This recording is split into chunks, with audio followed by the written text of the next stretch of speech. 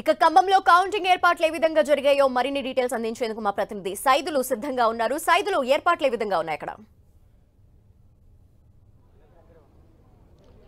ధనలక్ష్మి లోక్సభ స్థానాల count down మరికొద్దిసేపట్లో ప్రారంభం కానుంది. మనం ప్రస్తుతం ఖమ్మం అసెంబ్లీ అంటే పార్లమెంటు నియోజకవర్గ పరిధిలోని ఖమ్మం రూరల్ మండలంలోని పొన్నెకల్ గ్రామంలోని శ్రీ చైతన్య ఇంజనీరింగ్ కళాశాల కౌంటింగ్ కేంద్రం వద్ద మనం ఉన్నాం. ప్రస్తుతం మనం చూడొచ్చు విజువల్స్ లో ఇప్పటికే కౌంటింగ్ కేంద్రాలకి ఏజెంట్లు కావచ్చు అభ్యర్థులు కూడా పెద్ద ఎత్తున చేరుకునే పరిస్థితి అయితే కనిపిస్తుంది. మొత్తంగా పోస్టల్ అంటే ఉదయం 8 గంటలకు పోలింగ్ కౌంటింగ్ కి సంబంధించినటువంటి ప్రారంభం కూడా కానుంది. దీనికి సంబంధించి ఉదయం 5 గంటలకు సంబంధించి సిబ్బంది అంతా కూడా పాల్గొన మొత్తం కూడా ఇప్పటికే ఏజెంట్లు కావచ్చు అదేవిధంగా అభ్యర్థులు కూడా కౌంటింగ్ కేంద్రానికి చేరుకున్నారు. 3 అంచెల భద్రతా వ్యవస్థను పెద్ద ఎత్తున కూడా ఏర్పాటు చేస్తున్న పరిస్థితి అయితే కనిపిస్తుంది. ఖమ్మం పార్లమెంటు పరిధిలో మొత్తం 7 అసెంబ్లీ నియోజకవర్గాలు ఉన్నాయి. ఖమ్మం, పాలేరు, వైరా, మధిర, సత్తుపల్లి, అశ్వరాపేట, కొత్తగూడెం అసెంబ్లీ సిగ్మెంట్లు ఉన్నాయి. మొత్తం 7 అసెంబ్లీ సిగ్మెంట్లలో తొలుత పోస్టల్ బ్యాలెట్ కి సంబంధించి కూడా కౌంటింగ్ నిర్వహిస్తారు. ఆ తర్వాత ప్రతి అసెంబ్లీ సిగ్మెంట్ కి సంబంధించిన కౌంటింగ్ కోసం ప్రత్యేక కౌంటింగ్ ఏర్పాటు చేస్తారు. ఇక్కడ ఆ కౌంటింగ్ కేంద్రాల వద్ద మొత్తం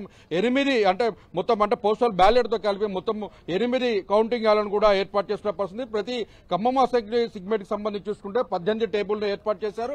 మిగిలినటువంటి 6 అసెంబ్లీ సిగ్మెంట్లకు సంబంధించిన 14 టేబుల్స్ ఏర్పాటు చేశారు. అయితే ఖమ్మంలో 20 రౌండ్లు, మిగతా సత్తుపల్లి, పాలేరు అసెంబ్లీ సిగ్మెంట్ సంబంధించి కూడా 21 రౌండ్లలో కౌంటింగ్ నిర్వహించే అవకాశం ఉంది.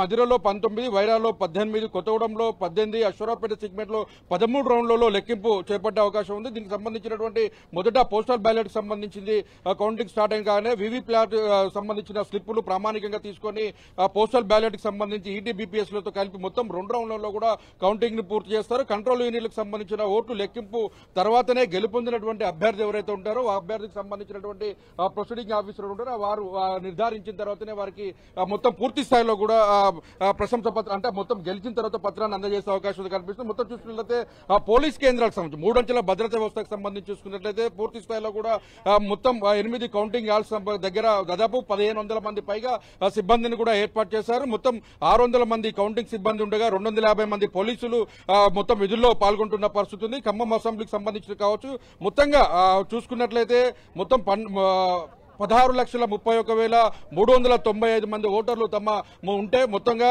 12,41,135 మంది ఓటర్లు తమ ఓటు హక్కును వినియోగించుకున్నారు. అయితే దీనికి సంబంధించి తొలుత అశ్వరాపేటకు సంబంధించినటువంటి ఫలితాలు కూడా త్వరగా వెలువడే అవకాశం కనిపిస్తుంది. ఎందుకంటే తక్కువ రౌండ్లు ఉండడంతో ఫలితాలు త్వరగా వస్తాయని కూడా అధికారులు అంచనా వేస్తున్న పరిస్థితి ఉంది. అయితే గెలిచినటువంటి అభ్యర్థులు కావచ్చు ఎవరు కూడా ఇక్కడ ర్యాలీలు కానీ బాణసంచా పేల్చడం లాంటివి కూడా ఏం చేయొద్దని కూడా ఇప్పటికే ఆంక్షలు విధించడంతో ఒకసారిగా అభ్యర్థులు ఎవరికి వారే తాము గెలుస్తామనే ధీమాను వ్యక్తం చేస్తున్న పరిస్థితి అయితే కనిపిస్తుంది. కాంగ్రెస్ పార్టీ అభ్యర్థి తాము సింపుల్ గా గెలవబోతున్నారని కూడా చెప్తున్న పరిస్థితి. తన గెలుపు నల్లేరు మీద నడకని చెప్తుంటే బీజేపీ పార్టీకి సంబంధించి కూడా తమ గెలుపు ఖాయమని చెప్తున్న పరిస్థితి. బీఆర్ఎస్ సంబంధించి గతంలో చేపట్టిన సంక్షేమ పథకాలు తమను గెలిపిస్తాయని కూడా ఆ పార్టీకి సంబంధించిన నేతలు ఎవరికి వారే పూర్తిగా లెక్కలు వేసుకుంటున్న పరిస్థితి అయితే కనిపిస్తుంది. గెలుపు ఓటములకు సంబంధించినటువంటి అంశాలపైన ధీమా వ్యక్తం చేస్తున్న పరిస్థితి అయితే కనిపిస్తుంది. ఓవరాల్ గా చూసుకుంటే మాత్రం మధ్యాహ్నం 4 గంటల అంటే సాయంత్రం 4 గంటల లోపు కూడా కౌంటింగ్ పూర్తిగా ఫలితాలు కూడా పూర్తి స్థాయిలో కూడా వెలువడే అవకాశాలు కూడా స్పష్టంగా కనిపిస్తున్నాయి. ధనలక్ష్మి, అయితే సైదులు సమస్యాత్మక